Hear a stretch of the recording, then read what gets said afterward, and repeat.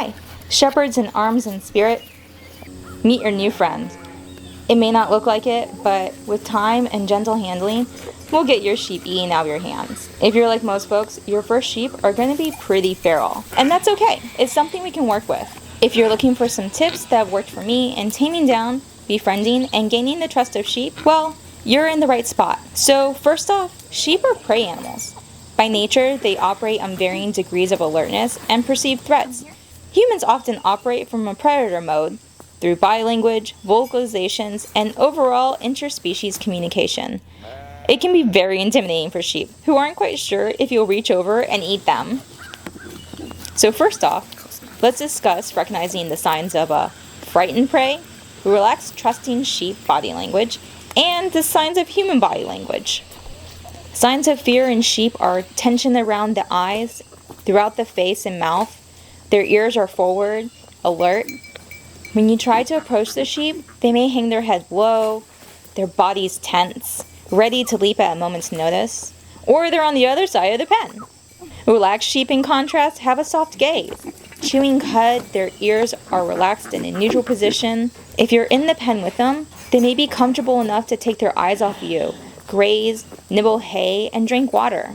Some signs of alert, open, curious-minded sheep are mainly that they approach you. Their ears are open, they may be sniffing the air from a distance, or even come up to you and nibble on your clothing. They may be on their feet, but their body's loose and they're walking around slowly. Humans, on the other hand, tend to talk loudly, lumber around, stomping with each step. Otherwise, what's the Kind of point? like deer in the woods. Predator-minded people move quickly, jerking around suddenly, as well as take up a lot of space. Think man-spreading on a bus or train, or how some people may take selfies like a power person. Predators use a lot of direct and harsh eye contact, rather than a soft focus or gaze, or use their peripheral vision. All of the things that people may value as confidence to other people may inadvertently be communicating to non-human prey animals, I am peak predator. Rawr. Are you a lion? No, we don't like lions here. Herbivore Central demands peaceful interactions. So as a human, how can you communicate non-verbally the green flags of friendship? To physically demonstrate peaceful, non-wolfy behavior. It helps to slow down, be still, and relax. If you're angry or frustrated, they can pick up on this. So it helps to be very calm, which helps keep the sheep in the know. Hey, I'm predictable, calm, and nothing unexpected comes from me. Getting down to their eye level, even if you're at arm's length or more away, does wonders to put the sheep at ease. So predators stalk, lunge, make harsh eye contact such as staring, corner their prey, and have tense body language. So are you tense or are you relaxed? So location. A smallish pen or round pen if you have access to one. As sheep bolt, they run the risk of injuring themselves, so it's important to clear the pen of anything sticking out, from nails to poles, bars, or sticks. A startled sheep can run into a fence hard enough to injure themselves, so either giving them enough space to bolt safely and reach their personal space bubble, or a small enough area that when they do bolt, they don't gain enough momentum to injure themselves severely. If you corner your sheep, be careful, as they may decide to stomp over you, or dodge under you. So keep in mind safety concerns for both you and your sheep for the best and injury-free experience. Some general tips. I found sitting or squatting down to eye level to the sheep helps tons. Be still, moving slowly and deliberately. Talking softly at first, then at your normal levels, gets the sheep used to your voice and human sounds in general. If you don't like to talk while doing chores like myself, I like to play the radio or a podcast. The main thing is getting the sheep accustomed to your habits as a non-predatory behavior. Some caveat. This guide is meant mainly for ewes and wethers. Rams have a very nuanced care and interaction to promote a safe environment for both the ram lambs, rams, as well as a shepherd.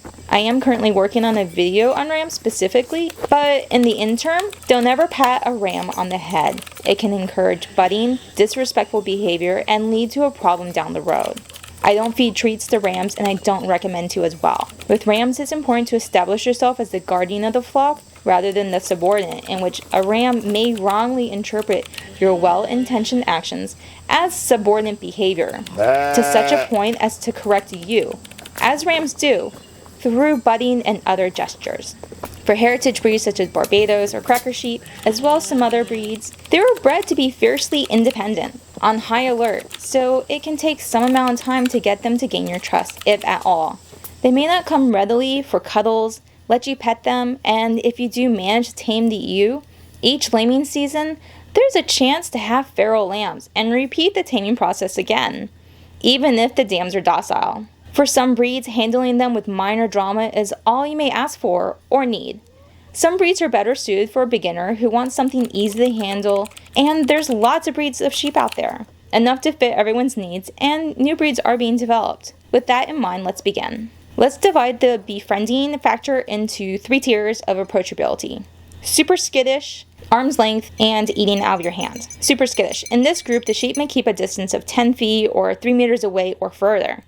The main goal here is to get them used to your presence, as well as look to you as a source of comfort, and reducing their personal bubble of safety down to arm's length. It may be helpful for a time being to have them penned in a smaller paddock, where they can see you add water to their trough, clean their pen, and bring them hay. When doing chores around the pen, try not to even really regard them, almost ignore them. Though it may seem harsh or mean, sheep often interpret this as non-threatening behavior.